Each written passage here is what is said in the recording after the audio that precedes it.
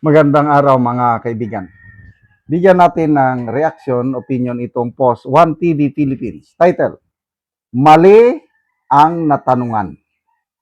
Palasyo ipinaliwanag ang pagbagsak ng satisfaction rating ni PBBM. Ipinaliwanag ni Claire Castro na maaaring nakaapekto sa resulta ng mga survey ang uri ng mga respondent na nakakausap ng mga survey firm. Ito ang naging pahayag ng palasyo kasunod ng pinakahuling survey ng social weather stations kung saan bumagsak sa negative 15% ang net satisfaction rating ni Pangulong Marcos Jr. Ayon kay Castro, posibleng karamihan sa mga natanong ay mga Pilipino na hindi pa direktang nakakaramdam ng benepisyo mula sa mga programa ng pamahalaan. Ang galing ng kanyang palusot, ano? Nagkataon lamang po siguro ang nakakausap ay mga taong hindi pa nahatiran o hindi pa naramdaman ang tulong ng gobyerno. Sa kabila ng mababang rating, sinabi ng palasyo na magsisilbi itong hamon at inspirasyon sa administration upang higit pang paigtingin ng Pangulo ang pagtatrabaho at paghatid ng serbisyo para sa lahat ng Pilipino. Ang galing ng kanyang palusot, ano? Nagkataon lang. Yung mga napiling respondent, walang nakarating na ayuda. Ay, nako. Auntie Claire Castro, itong SWS has been in this business for more than 20 years, I think. Ang pinakauna sa lahat ng mga nagsusurvey, SWS. Ang kanila is more of public service. Kaya nga, itong survey na ito, na March 27 to 31 ang survey period this year. It's a non-commissioned survey. Walang nagbayad. So dahil walang nagbayad, para sa akin, kung ano ang lumabas sa result, yun lang i-publish nila. Kasi ang SWS, ang gusto lang niya is makatulong para iangat ang quality of life ng mga Pilipino. Yan ang SWS. Kaya ang SWS, ang tinitingnan niya is tumaas ba o bumaba ang poverty rate? Tumaas ba o bumaba yung hunger rate? Yung quality of life ng Pilipino? Anong masasabi ng mga respondents? Positive outlook ba sila o negative outlook? Ganon ang sinusurvey ng SWS. Kaya imposibleng parang nagkataon lang na yung mga nasurvey nila ay mga hindi naharita ng tulong. Random survey ito. Scientific survey ito. Inaano nila by age group, by region, may ano. It's a very scientific approach. Kaya nakakatawa itong si Auntie Claire Castro. Ang galing niya talagang magpalusot. Noong, I think, November 2025, yung survey ng SWS is negative 3% ang kanyang net satisfaction rating. Bumulusok ngayong March, negative 15 na. 33% ang nagsabi na satisfied sila sa performance ng Pangulo. 18% ang nagsabi na undecided sila. 49% nagsabi na they're not satisfied. They're not happy. Kaya i-minus mo yung dissatisfied at satisfied, lumalabas 15, negative 15. And sa category ng SWS considered poor rating na yun. Wala na.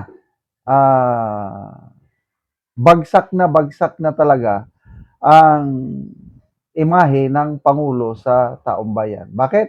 Dahil sa tindi ng kahirapan. Dahil sa korupsyon. Dahil sa political bickering.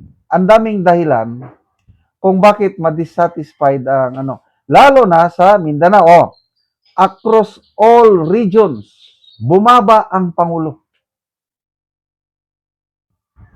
Mindanao, tingnan ko, na-record ko dito eh. Sa Mindanao, noong November of last year, negative 29% ang kanyang net satisfaction rating. Ngayon, negative 40 sa Mindanao. Sa Visayas naman, noong November of 2025, positive 2% ang net satisfaction rating ng Pangulo. Ngayon, bumulusok, negative 15. Sa NCR, negative 17% ang kanyang net satisfaction rating. Ngayon, bumulusok ng negative 31. Sa Luzon, dyan lang siya malakas ng kaunti, kaya lang bumagsak pa rin. Positive, dito lang siya naka-positive. Positive 13% ang kanyang net satisfaction rating. Ngayon, bumulusok, positive 2% na lang. So, halos lahat ng areas, makikita mo, dismayado ang karamihang Pilipino sa performance ng administrasyong ito. So, anong gagawin? Tama yung sinabi ni Auntie Claire na may deserve as a wake-up call, inspirasyon sa kanila para gawin nila ng tama. But I don't think so. Makakaahon pa kaya sila? Sana nga. Kaya lang with this kind of politics nila, governance nila, palagay ko hindi na they're too much concerned with politics. Yung mga ayu-ayuda nila, wala, hindi galing sa puso, kundi pakitang tao lang. Para lang aangat ang kanilang mga ratings.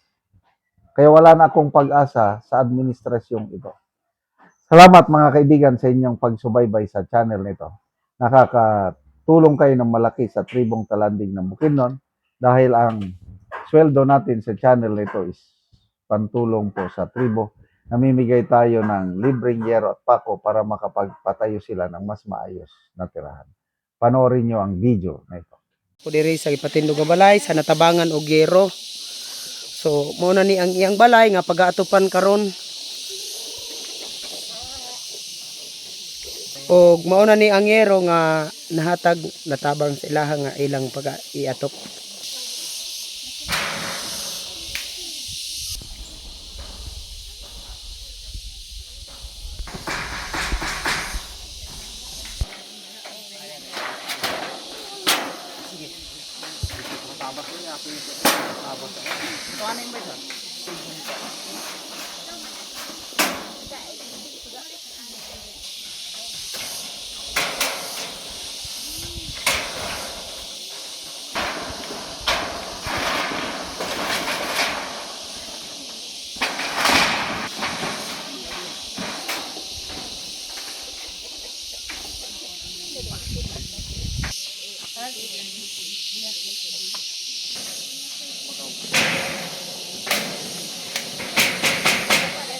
Karon man gid ni sa pagatop ang ginatabang nga yero, so makita nato nga natupan na gyud ang ilang gipatindog nga bag-ong balay. Kaya sa Ginoo, nakabalay na dito. Nagatag sa sin, tamas pud kayo. Nakigloon ko sa akong bintanan. Oo. So pila na ka tuig nga nakigpuyo lang ka sa imong ginikanan? Sa akong kuan, paminaw mga 5 na gid ka tuig. 5 na gid ka tuig. So karon dako na ako nga pasalamat kay naamo nga nakatabang sa amo. aron nga maka pabarog ko sa akong kaugaling nga balay aron di na ko makiloon sa akong ginikanan pangalan nga pamilyado na ko So naa na kay anak? na anak ko anak karon isa Isa. ay pinaagi ini sa inyong tabang sa akong pasalamat pod na katabang sa mua kay ang among pangorta igo ra gyud sa kaon. So wala na budget para sa iatop nga yero. So salamat kayo.